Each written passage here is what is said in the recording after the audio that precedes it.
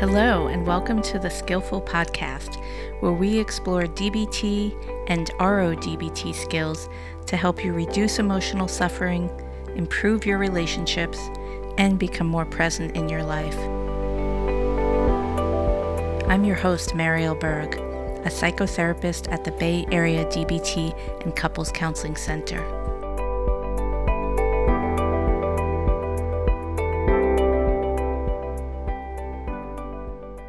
Welcome, Ed.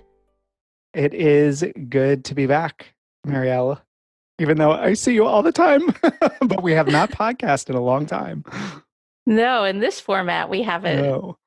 been in contact. So we are resuming recording episodes. Shout out to our fan in the UK who was very validating and encouraging in us to resume recording. So we're excited to be here and talking about skills to use during what we have coined, and many other people have coined, the term pandemic fatigue. Mm-hmm. So we're mid-March, and we know we have listeners all over the country and all over the world, and we're in the San Francisco Bay Area, and things have been very restricted for quite a while, and it's loosening up a bit, but it still is quite restrictive.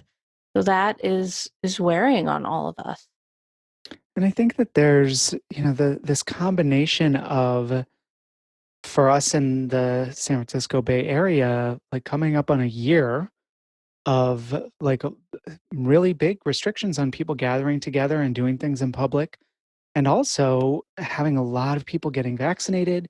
And so that there's this sense of like, oh my gosh, we've been doing this for so long. And also there is an end in sight. Like there's the possibility of some major change in being able to do much more together in public in the not too distant future. And so how do we hang in there when we've been going for a long time, we're not at the end yet, and people are really feeling it? Yeah, as you were talking, I was thinking of the word like stamina and how much emotional stamina this has taken to get through. And we're not at that, the final mile marker. If we were running a pandemic marathon, we're Right. not there yet. And there's still a lot of uncertainty with new variants, et cetera. So in addition to the hope that's there with people getting vaccinated and things changing, at least at this point for the better, there's still uncertainty. And so what can we do to help support ourselves while we need to keep going and need to still, for the most part, stay distant from others? And so we talked about a handful of DBT skills that can be helpful for, I like what you said, Marielle, building up our emotional stamina to be able to get through. And we've been dealing with something for a long time that is stressful and that we can't control in a lot of ways. And so how do we maintain our sense of balance and our sense of mindfulness and being present as we are dealing with something that's long term? And so the first skill that comes to mind, and we've been, I feel like, doing this in one way or another for ourselves and listeners and over the last couple minutes, is validating that this is real, this is hard, it can be very draining, and that validation, while not actually solving any problems, can be quite reassuring to ourselves. Like, yes, this, if I'm having a hard time, if, days feel like a slog to get through, there are reasons. It makes sense. And we've done a number of podcasts on how to deal with this pandemic, and things are so different a year later when so much of the emotion was fear because there was so much unknown. And people's experience of the pandemic has just been so varied. So there are people who have dealt with really serious illness, people who have dealt with loss of jobs, loss of loved ones.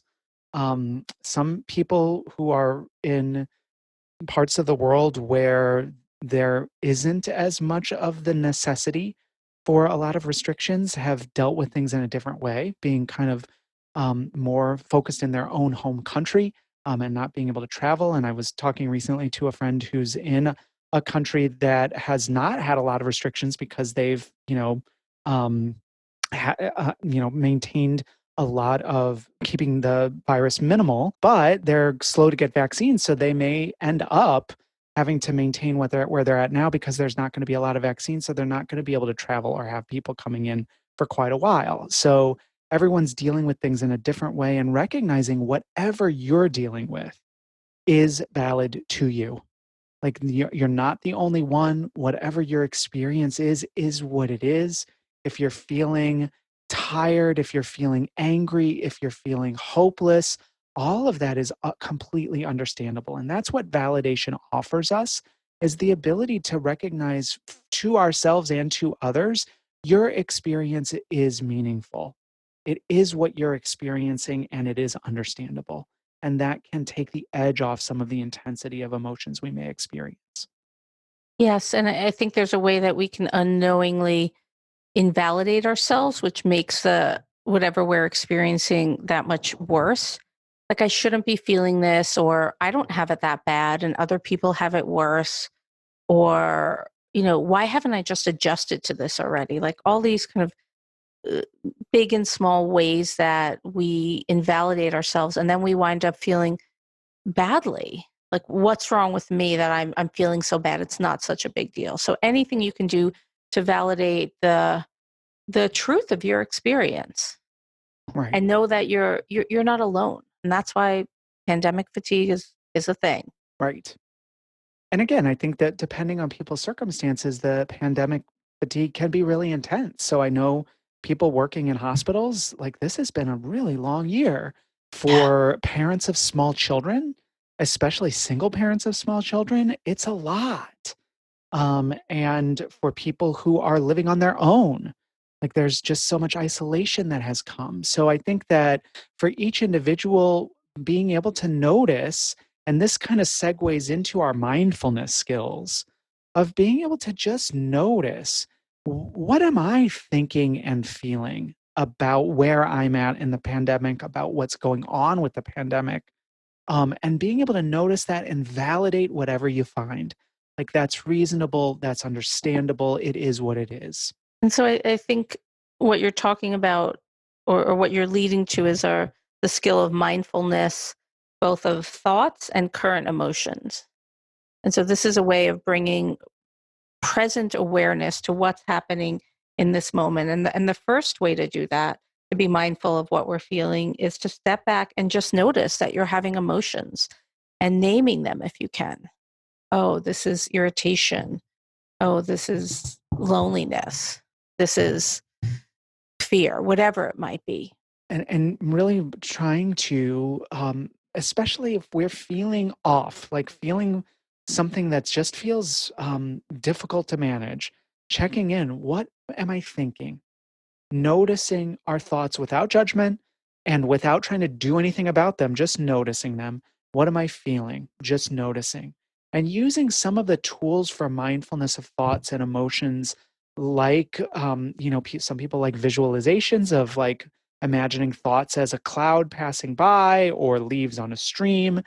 With mindfulness of emotions, noticing, where am I feeling this emotion physically? So I'm feeling something. What am I feeling physically? Oh, it's a tightness in my chest. It's a tightness in my throat. Oh, I'm feeling grief.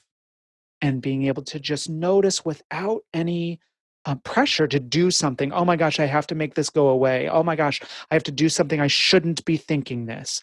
But just noticing, this is what I'm thinking. This is what I'm feeling, and acknowledging it. And I like that reminder to check in with the body, because this is where the felt sense of our emotion lives so often. And even if you can't quite pinpoint what you're feeling, checking in with your body and noticing, stomach tension, or a heaviness in your chest, whatever it might be, can be a great way to connect with yourself and begin to slow down and notice what's actually happening inside.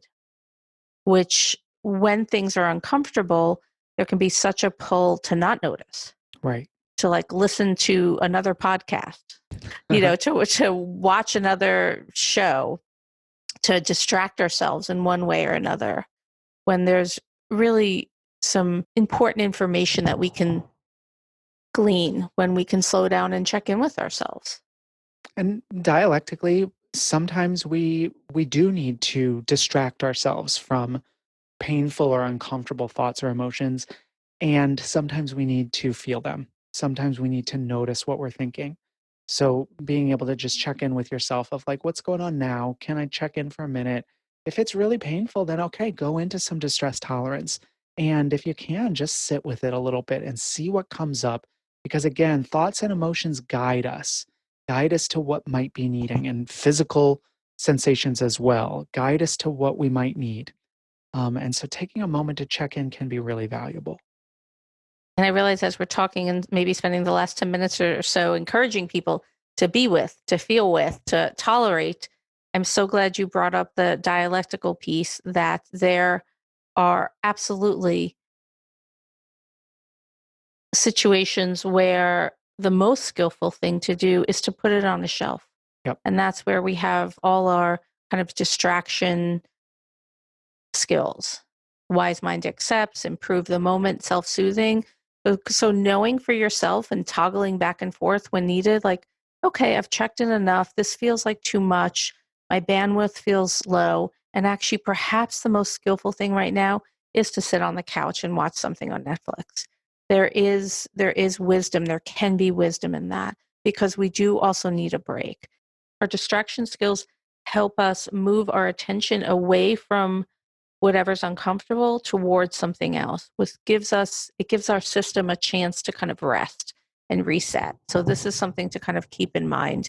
You have in DBT, it's really quite lovely. There's such an array of different skills that you can pull upon depending on what's needed in the moment. And if you're not certain, experiment. Does it feel better right now to be mindful of my emotion or mindful of my thoughts and check in with my body? Or right now, do I need to do something that feels really soothing, or distract myself with a puzzle, or a myriad of different ways we can distract ourselves?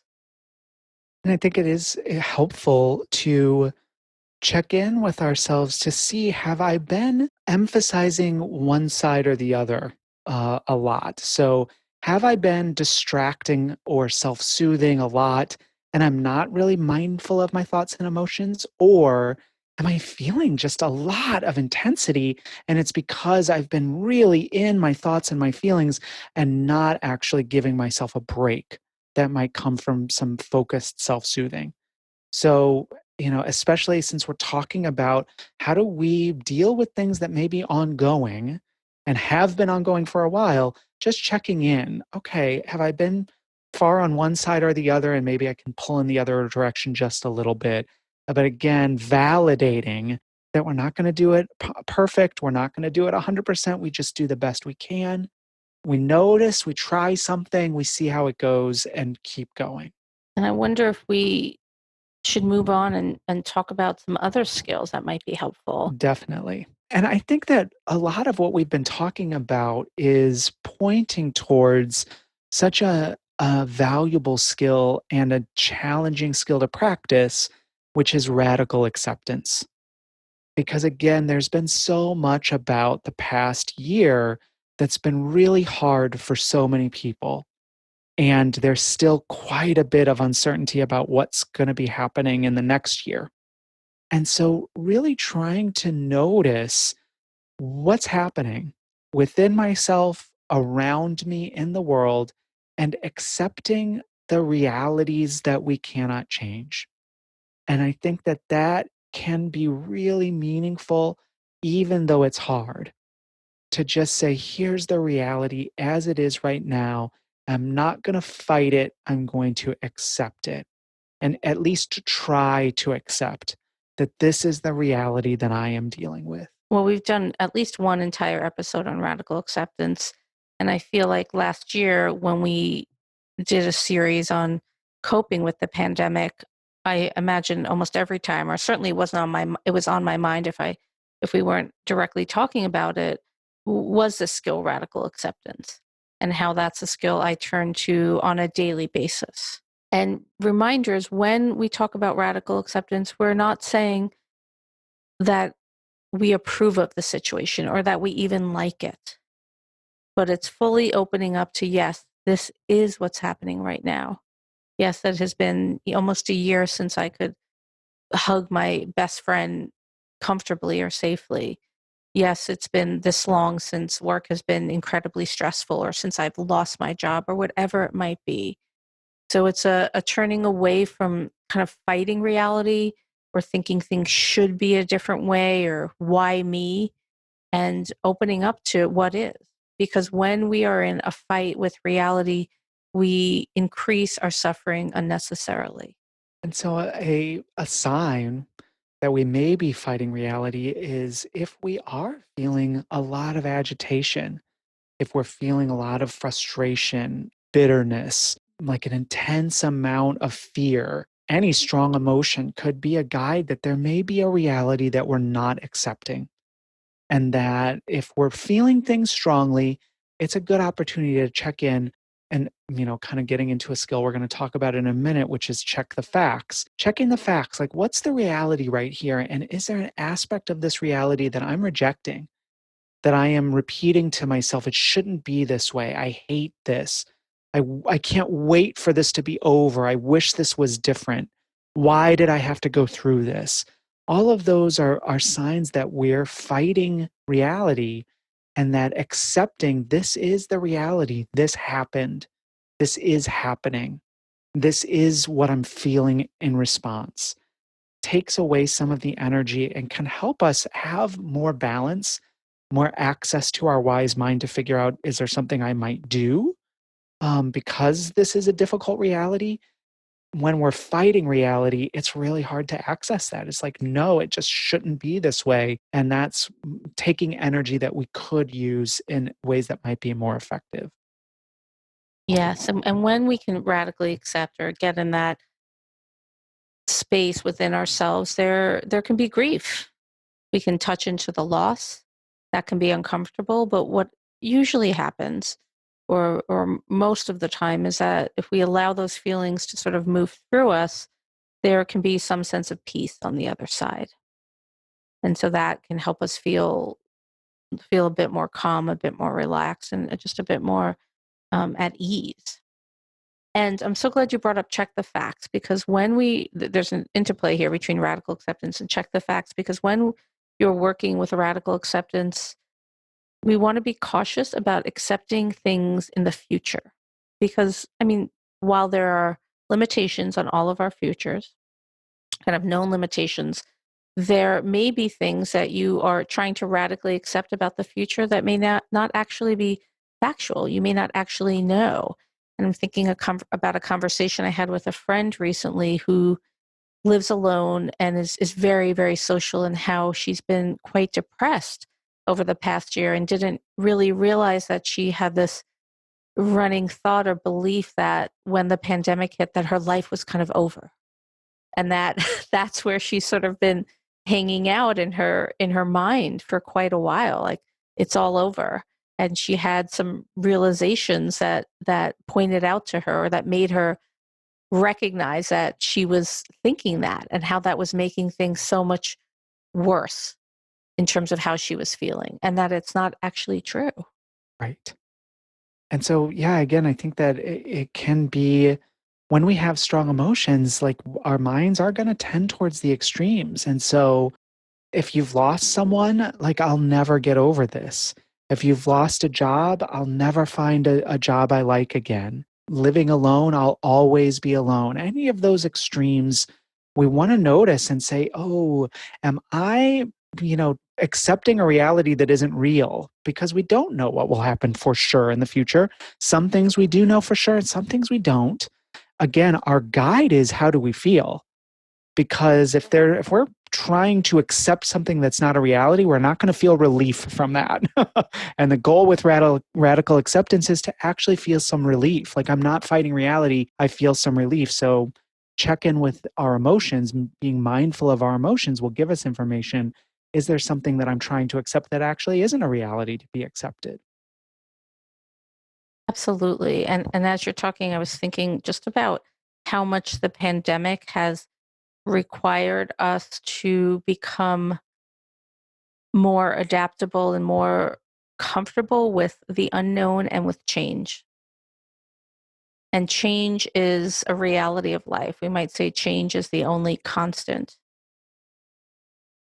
And when we are, and I think about this as related to radical acceptance, so radically accepting that change is is absolutely a reality, is a fact of life. And how can you respond rather than react to it or hold tight to know this can't be happening, to yes, this is happening. And changes will keep coming. And some will be positive and some will be negative. And so we want to maintain the flexibility to roll with whatever comes. And, again, being mindful of where am I at right now will give us information about what we need. Accepting reality might be something that we need and might help. We also may need to like check the facts on what's happening.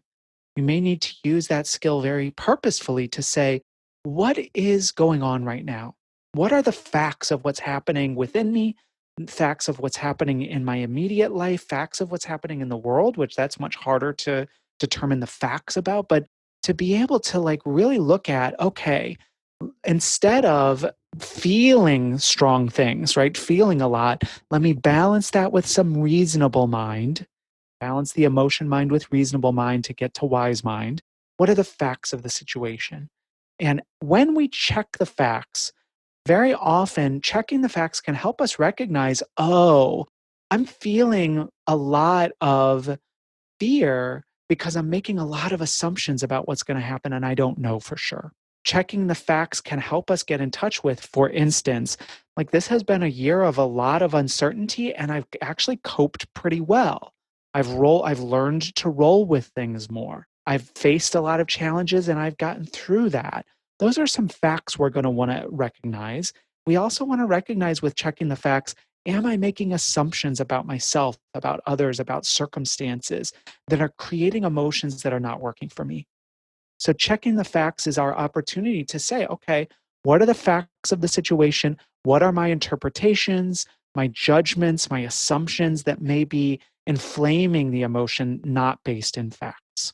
And when you're checking the facts, if you're not certain whether something is a fact or not, you can think about who, what, when, and where, and really just trying to lay out the facts as they are and being very mindful or really looking out for black and white or either or thinking or extremes in thinking. Because when we go there in our minds, this is the place where a lot of very painful emotion can come. It'll never be different. I'll always be suffering this way, or something terrible will happen down the line.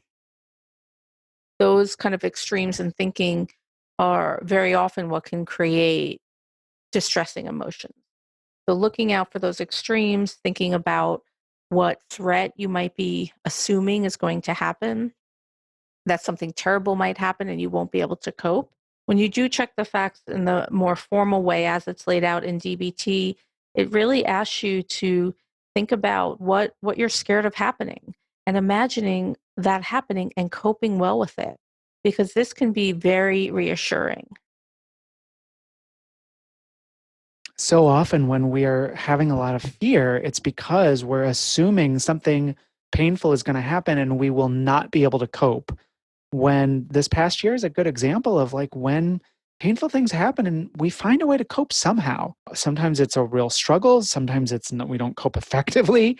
But I think that being able to like just really reasonably look at, okay, if the thing I'm afraid of, which is causing strong emotions, did happen, how will I cope?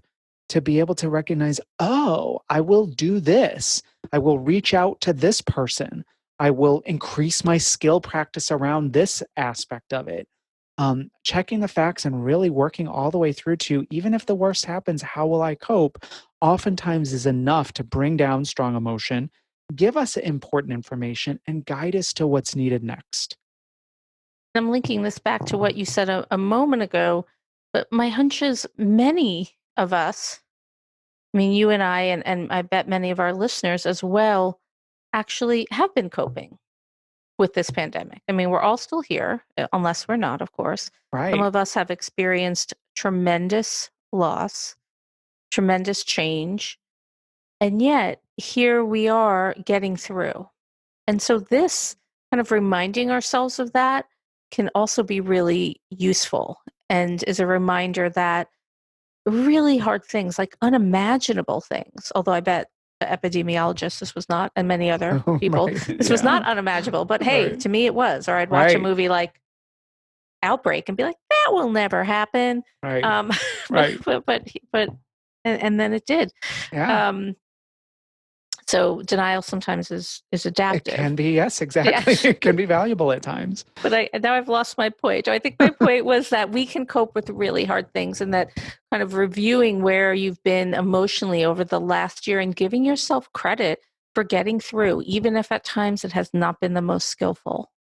And I think when we check the facts, sometimes that's enough to decrease unwanted emotions. And sometimes we need to follow up checking the facts. And so in our emotion regulation module, the skills that flow from checking the facts are opposite action and problem solving.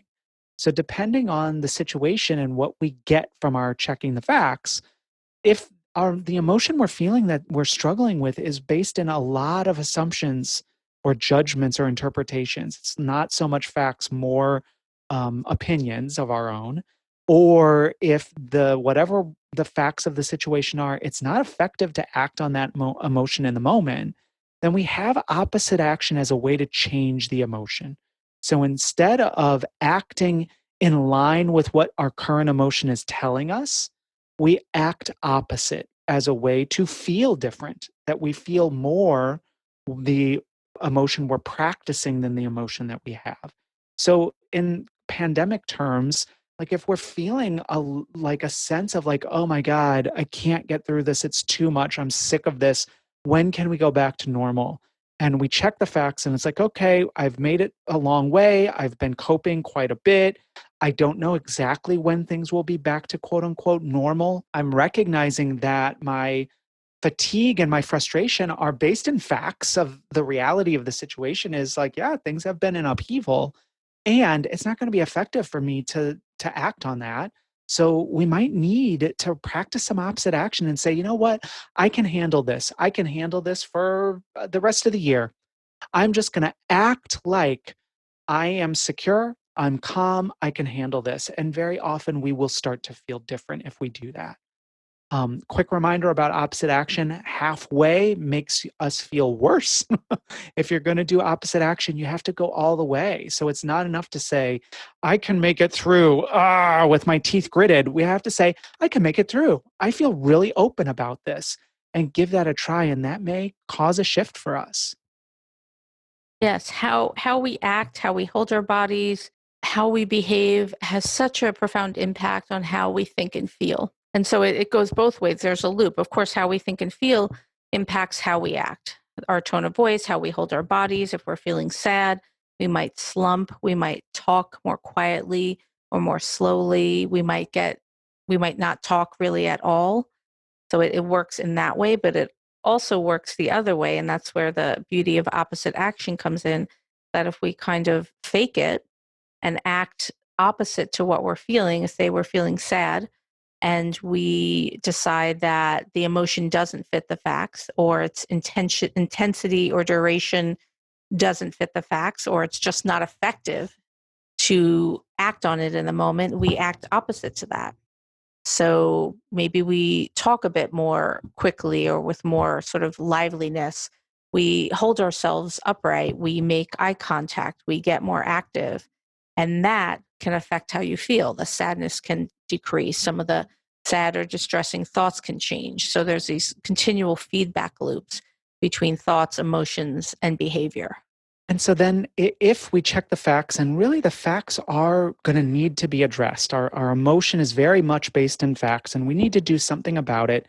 That's where we have this skill of problem solving to identify, okay, so if what am I feeling? What's prompting that feeling? If it's based in facts, then I need to figure out, okay, what's my goal for what I would want to change? And what are some specific actions I can take to move in that direction? So for instance, I'm talking to a bunch of people who are just really feeling tired of the routines of life at home without being able to go out as much. And so some opposite action can help, but in the long term, we're going to need to figure out some other things. So thinking about, okay, if I'm feeling sick of being stuck at home, what are my options? Look at what's my goal. Well, my goal is to feel a sense of being able to do things. Okay, what are some concrete things I could try? Oh, I could go for longer walks. I could make an appointment to meet someone, which I haven't done in months, for a social distance gathering. I can plan a trip for when everything is over and I can travel. I'm going to start planning a trip. As soon as it seems reasonable, I'm going to put that plan into action. So sometimes if our emotion is based in facts, we want to solve that problem by doing some concrete planning, very specific actions that we can take that will move us towards solving that problem. And all of these things, the check the facts, the opposite action, and problem solving, lets us or reminds us that we have options. When we're feeling distressing emotions, we have a variety of different ways we can respond to those emotions depending on the situation. So you don't have to feel stuck feeling an emotion that is incredibly distressing. And again, when we're dealing with something that's ongoing, being able to recognize I have options can be so helpful. And so, to wrap up this episode, it's probably helpful to end on a very upbeat skill, which is accumulating positive emotions, especially in the short term. Doing things on a daily basis that give us positive feelings, pleasant activities that we can do. And so, if you're struggling with pandemic fatigue, making a plan for specific things that give you pleasure can help you. It's a form of opposite action in a way, and can help you feel like you're doing something that's increasing your emotional resilience and helping you feel a sense of, I'm doing something that's making my life feel better. That's a great note to end on. And that's a skill that I, in particular, struggle with and I believe have talked about and have been really trying to think about doing that on a regular basis during this pandemic when options feel limited. What can I do daily that's small and nice for myself, that feels soothing, that I can be mindful when I'm doing? All of this, again, won't radically change how you're feeling, won't change your life circumstances, but it's like taking a daily vitamin. It's shoring up your emotional resilience to help you continue to get through. And so, on that note, we'll end for today. And our intention is to try to be back more regularly, sharing DBT wisdom to help people during this time.